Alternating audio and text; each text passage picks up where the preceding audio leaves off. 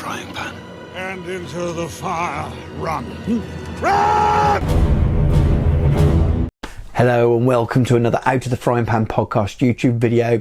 The second in my series of Smaug project logs. It's not quite a tutorial video as I mentioned in the last one, but there will be tips along the way for people that haven't handled sort of large kits and definitely large forge rod resin kits. So there'll be snippets of it, but also just here's what I built. What I'm going to do today is start building it. So in the previous video you haven't already seen, I sort of talked through washing the model, preparing the model and what tools I use. And in this first one we're going to sort of start handling the early build stages. I'm not going to build the whole thing in this video at all. I'm going to take a couple of small sections, as we'll see when we go down to the desk in a moment. Right then, so with the Smaug model, the instructions are printed around the edge of the box, which I suppose saves some paper along the packaging maybe somewhere. It's a little bit of a pain if you want to keep the box whole like I have. It's nice to have a little booklet to look at the instructions and things, but anyway, they are what they are. It's quite a simple model in part from its size. So we're going to start with section 1, but I'm not going to start with the head. So I'm going to look at cleaning up the main neck section here, not the small fins for now, the body section, again not the small fins, and the legs without the feet. So I'm going to, it's one of the easiest ways to provide you guys with a little bit of a tip towards controlling the bigger models, which I talked about in the previous videos, including the unboxing. And it's just a good solid place to start at the core of the model. So within section 1, but without putting the little side bits on at the moment. At some point in a future video I might add those bits, or you'll come back and they'll already be glued on. But I just wanted to sort of talk you through the how to handle the larger chunks with the gates and things like that. So that's what we're going to do today. Anyway, I'm going to pop the box under the desk, and then we'll grab the chunks through that I was talking about. And you can see how they go on. It's fairly explanatory. Main legs either side, and you have your neck that fits on that section there. I'm going to need to find the tail section as well, unless that was the tail section. Nope, that's the neck section. So he digs around in the box and makes lots of noise just as we start. There we go. So how much of this I do on camera will depend how bored I get with filming and how much I want to edit. So there will be periods of speeding it up, but I'll definitely make a start. So something you need to be very, very careful with is removing these large gates going into the model. You don't want to damage the model. You don't want to leave so much off it that it takes ages to clean up as well. So I'm going to use a razor saw. Let's find a bit to start with. Where are we going to go with? Let's start with the complicated part here.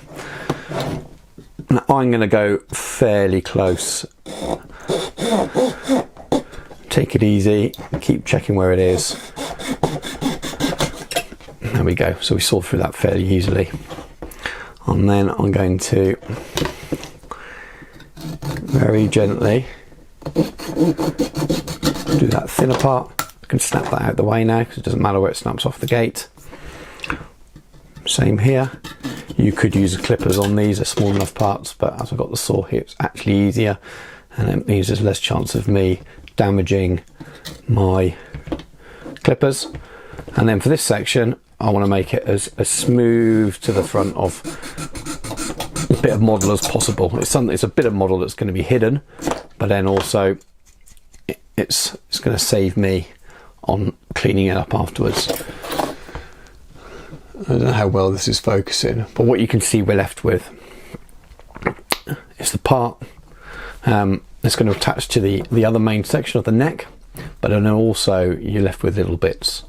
Now I've cut it very closely, nice and simple, but I've now got to remove these bits, and that's going to be a matter of hobby knife and file. I'm even going to try just slowly saw that. It will save plenty of time. And I'll grab my hobby blade, and then away from my hands, just take off the little burr that's there. And these are going to be the two areas I've got to be a little bit more careful about cleaning up, and as well as that edge there. Now I can file off. These I'm going to need the hobby blade to take off.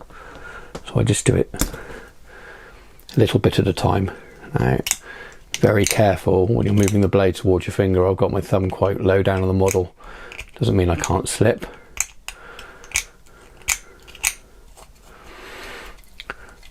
And this is the one that's going to be the most tricky, and it's probably going to be hard for you to see what I'm doing on camera. What I'm doing is I'm going to put the blade in here.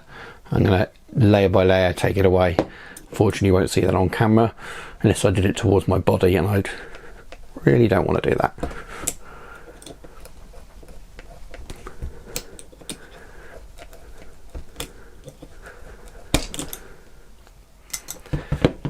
And then back the same from the other way. Okay, fresh blade in.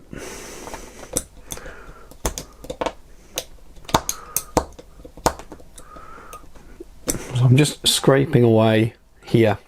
It's very hard to get a file in there. I've got small files here.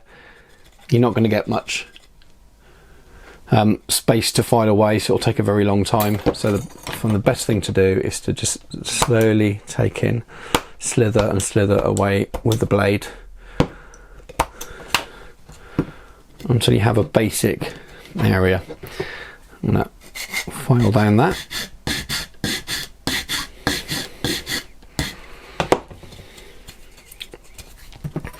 Now, first little dry fit. I've not even removed the gate from this yet, but I was going to see how likely we're going to be to get a decent fit.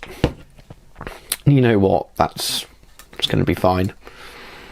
Which means I don't really need to do any more cleanup on the inside of here. The gap filling's all going to be post gluing on the outside of the model itself.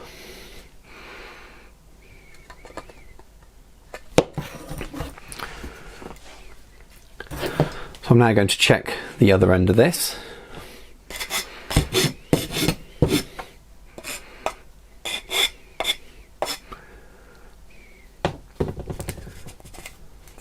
Smoothed off there. And then it's what we do with other cleaning up of it. So top here, there is very little, if anything, that needs to be cleaned.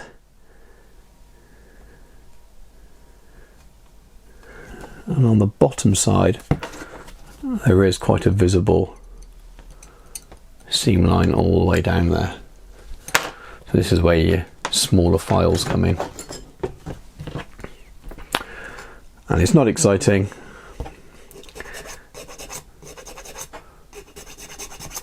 Just a matter of getting in there with a file and slowly getting on with it. And I'm going to speed this up now because it won't be very interesting to watch.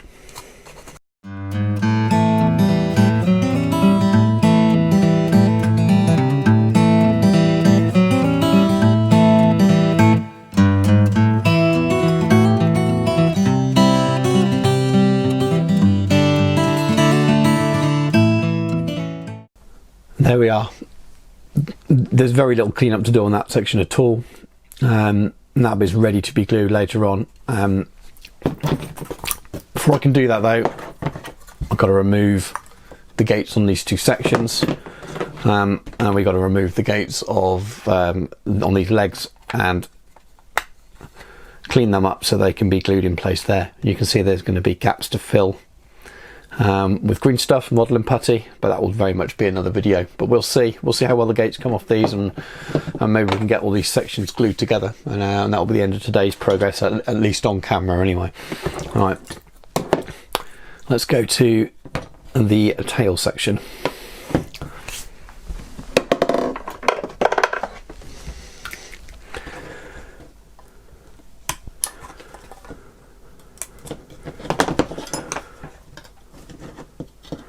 I'm just going to be very careful here. I'm going to use the saw very close to the model, so I'm taking it very, very, very slowly.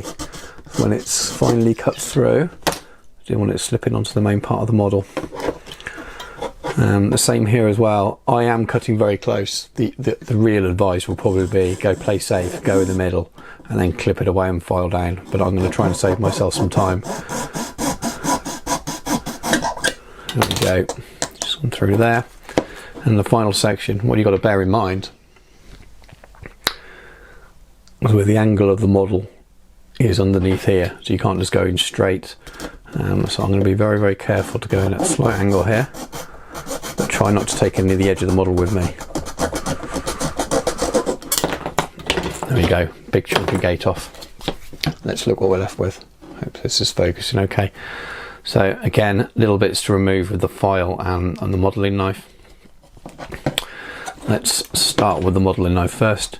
Again, going away from me. Smooth it off.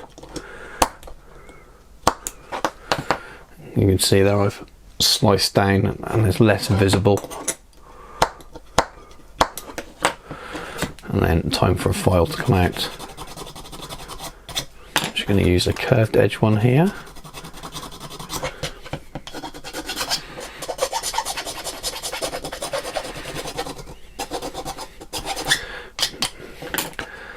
And then we've got some here as well. So, a little bit of flash I can remove. And then we've got a bit of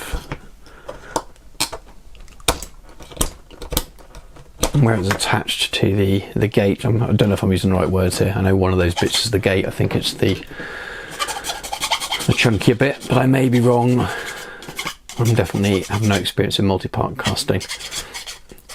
So maybe someone in the comments, well, it's YouTube, I'm sure someone in the comments will correct me.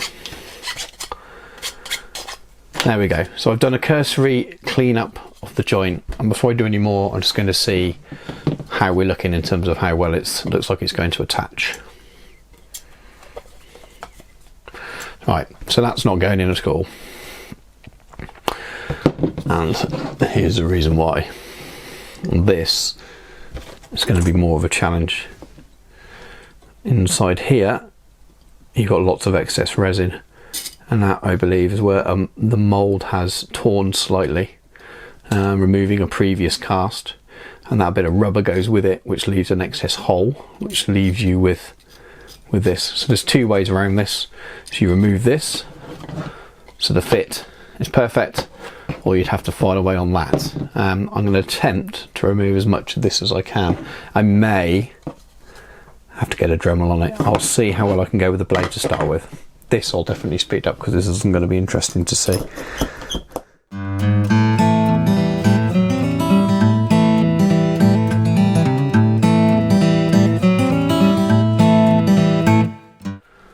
So, made quite a bit of progress just with the blade.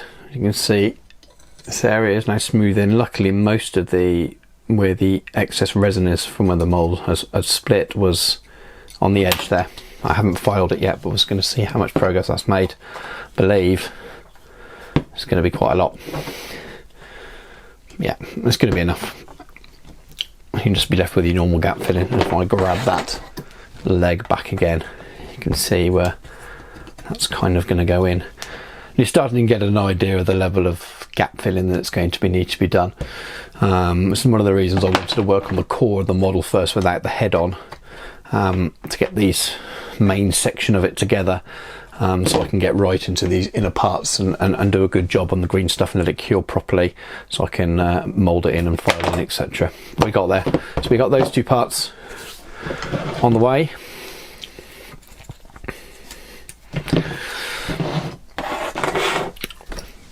Let's work on the neck.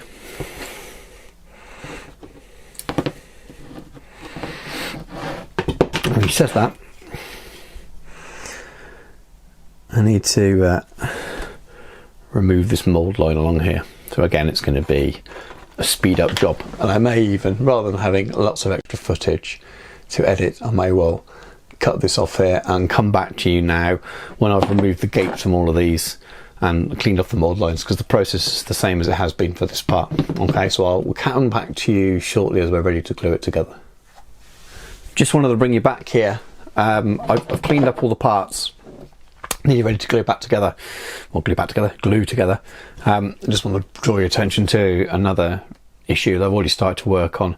So same as with the inside of that part there, we have another mould tear, and this one's a little bit deeper inside. I'm going to have a go at it with the blade now.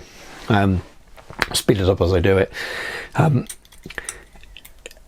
Again, it's just a really good example of how, if you're not used to using sort of more tools than just a blade and a normal file, that you could buy a kit like this and find that if that was torn even further, that you just got no way of digging that out safely without a Dremel. I think I might be able to cut it down. I'm just going to repeatedly try to cut down one side, then across to the other. So essentially we're digging through till it comes out flat. If I can't, there's no way that the leg's going to fit in.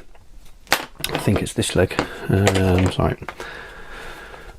You can see that section obviously prevents the leg going in fully. So it has to come out. It is a bit of a pain, and I suppose that's what makes some of these kits more advanced. When the bits are nice and clean, they can be incredibly simple, but when you come across a problem, it can be a little bit harder to deal with than it would be to cut away plastic, because safely carving that away can be tricky if you don't have the right tools. But anyway, I'll probably speed this up. I'll take another little pause now and bring it back when I'm ready to do it. If I am unable to do it with the blade, I may well show you the Dremel and do it that way. So I was very lucky, well able to do it with the blade. As before, I just repeatedly gently press down, I say gently, actually quite firmly, layer by layer, and carving away. So here's this corner. So you do this method as I'm doing now, and then back the other way until you're basically meeting in the corner, and you end up being able to remove the whole of the section there, and then the leg actually fits in.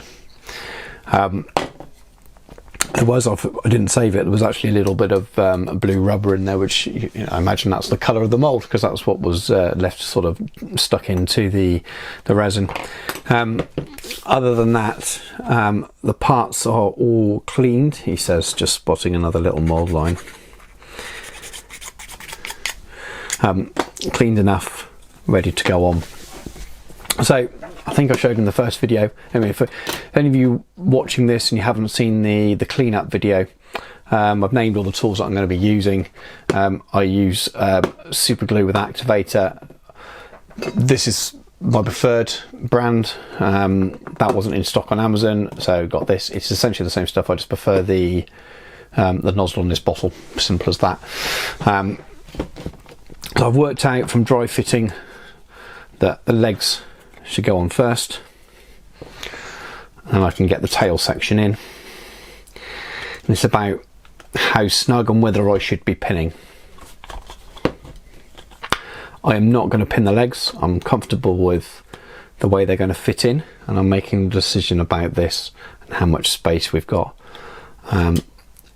I think I'm going to risk not pinning it. There's going to be lots of people swearing at this. This is going to very much be a display model. I may use it in a game once for fun, but it's going to be sitting on the shelf. So, and I think that is a large chunk of resin to go inside that chunk of resin, which should hold it quite well. I know a lot of people would pin further, but I'm not going to do that. Okay, that's the decision I may well later on this video, if it falls apart, have to renege on that. But again, this is a project log, not a full-on tutorial. It's a project log with tutorial elements to it. So I may make mistakes along the way and have to go back and change them. But I'm going to get the legs glued in place first. And that's what we're going to start with.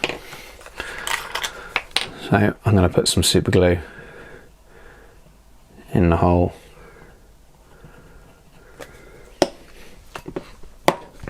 Now you could spray activator on this section.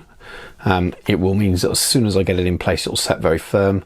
I prefer to hold it in place firmly and then place some activator around it. And my activator is running out already, which is, I knew that was going to happen. That's why I got this one ready.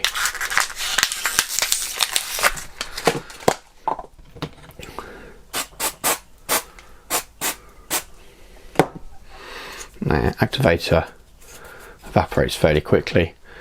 And we're not going to tug on that. That would come off now, but you're set to the point where you've got some rigidity to it. Now to do the other side, quick dry fit again, so we know which way around it goes. Put a fair amount of glue in the hole, somewhere around the outside joint, and again, in he goes. Now you have to be careful when you're doing a second bit and you've already used activator, there will be remnants of activator still on the model. So your super glue will start to set straight away. You can see it's shiny here. Well, there's activator already on that part. So if I put super glue on this part of the model now to glue the tail on, the super glue will start to set straight away. So I'm going to put it on this end. This shows you how quick activator gets to work.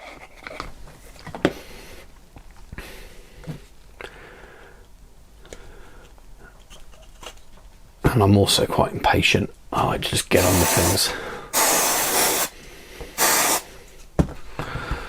There we go. So we're going to have all this gap filling to do, but we essentially have the main body and the tail there. And we've already dry fitted the front. We know the neck can go on as well. Do I want to glue this on now, or do I want to do the gap filling with the other bits first? No, we'll do it now as well.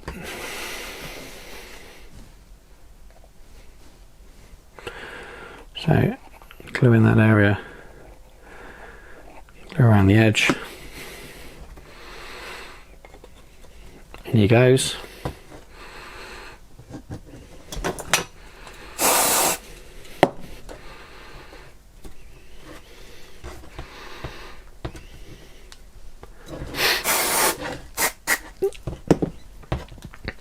Now, as much as the activator's done its job, it'd be very, very easy to pull that apart. It'll take a long time for it to set hard, and I put quite a lot of glue in there.